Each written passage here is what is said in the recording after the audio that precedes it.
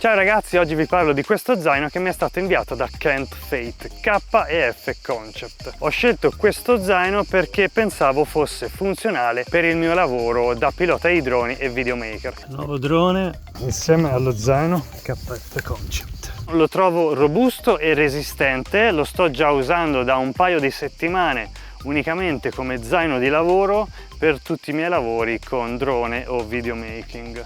Lo trovo un bello zaino resistente. Ci sono alcune cose che migliorerei, però tutto sommato è più che affidabile. E in effetti è funzionale, ha diverse caratteristiche che me lo fanno piacere. Adesso andiamo a vederlo insieme e vi faccio vedere perché è uno zaino adatto al lavoro e hobby come videomaker e pilota di drone. Lo zaino si presenta in due scompartimenti principali. Il primo scompartimento è accessibile tramite queste due clip, è un'apertura così a soffietto e qui c'è la struttura principale, c'è il vano principale. Qui in questo vano ci sono due tasche per metterci eventuali accessori. Volendo i due scomparti si possono unire perché qui sotto c'è una patta imbottita con il velcro che si può levare. Accedendo alla parte sotto, che è protetta da una struttura rigida frontale per proteggere l'attrezzatura, troviamo una grande tasca suddivisibile tramite questi inserti imbottiti. Qui è possibile metterci telecamera, flash, microfoni e accessori vari che ci servono durante il lavoro. Questa parte qui imbottita si può modificare a piacimento levando queste strutture in modo da personalizzare lo spazio a piacere.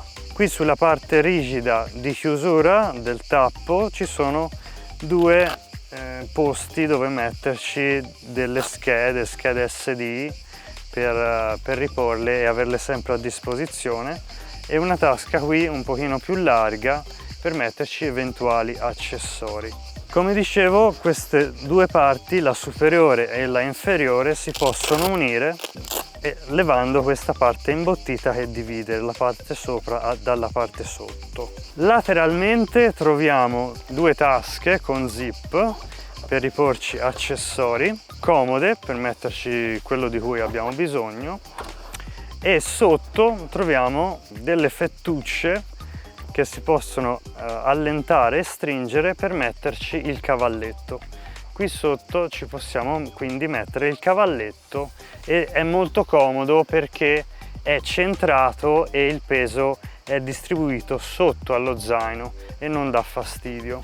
Nel caso in cui il cavalletto è laterale, lo zaino viene sbilanciato e il peso tende a sovraccaricare una spalla piuttosto che l'altra. Invece in questo modo, avendo il cavalletto sotto, lo zaino non è sbilanciato e è correttamente riposto sulle spalle e è meglio così rispetto a averlo laterale.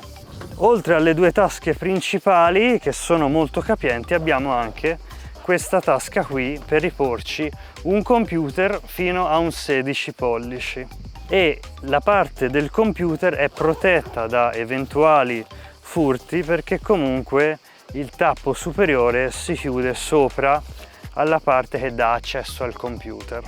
Sopra la chiusura abbiamo questa ulteriore tasca per riporci altri accessori. Come vedete non si apre completamente, così in questo modo gli oggetti non cadono mentre andiamo a prenderli. Qui abbiamo la parte rigida a protezione dell'interno con due parti elastiche per riporci eventuali accessori o piccoli microfoni. L'unica nota di miglioramento che mi sento di fare è proprio sulla tasca superiore. Questa tasca superiore bisogna fare attenzione perché quando si accede agli strumenti qui sopra bisogna comunque richiudere sempre questa parte perché se io la lascio aperta quando vado a ribaltarla mi cade ogni cosa in terra.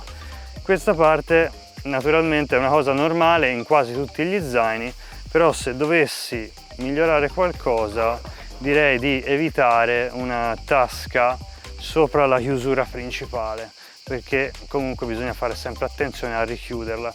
Se io devo prendere accessori velocemente e passare da una tasca qui alla tasca sotto rischio di rovesciare tutto quello che ho qui dentro. Avrei levato questa tasca qui, lasciato magari la chiusura grande qua e magari questo inserto l'avrei inserito qui all'interno, o all'interno con una parte chiusa o all'interno di questa tasca qui, rovesciato all'incontro, perché quando vado ad aprire ho accesso sia a questa tasca, che sarebbe stata posta qui, che alla tasca principale. Questo secondo me sarebbe stata una chicca che avrei apprezzato, non averla quindi qui, ma averla qui all'interno rovesciata dall'alto verso il basso. L'imbottitura qui dietro è buona, sulle spalle e sulla parte della schiena in basso è comodo, e inoltre ha questa parte qui che serve per metterla sulla maniglia delle valigie, così questa viene riposta sopra la valigia e lo zaino rimane ancorato alla maniglia.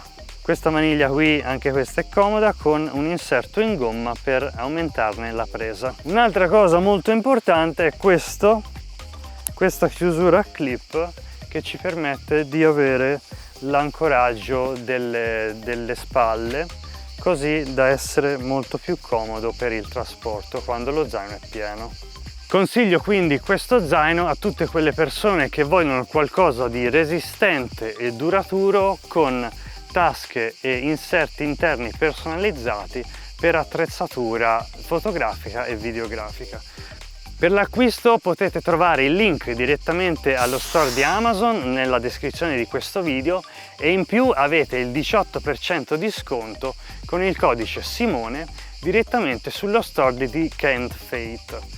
kentfate.it, con il codice Simone avete il 18% di sconto sull'acquisto di questo zaino e di tutta l'attrezzatura presente sul sito. Con questo zaino, che è il mio sostituto per il precedente zaino, vi saluto, vi auguro una buona giornata e noi ci vediamo nel prossimo video.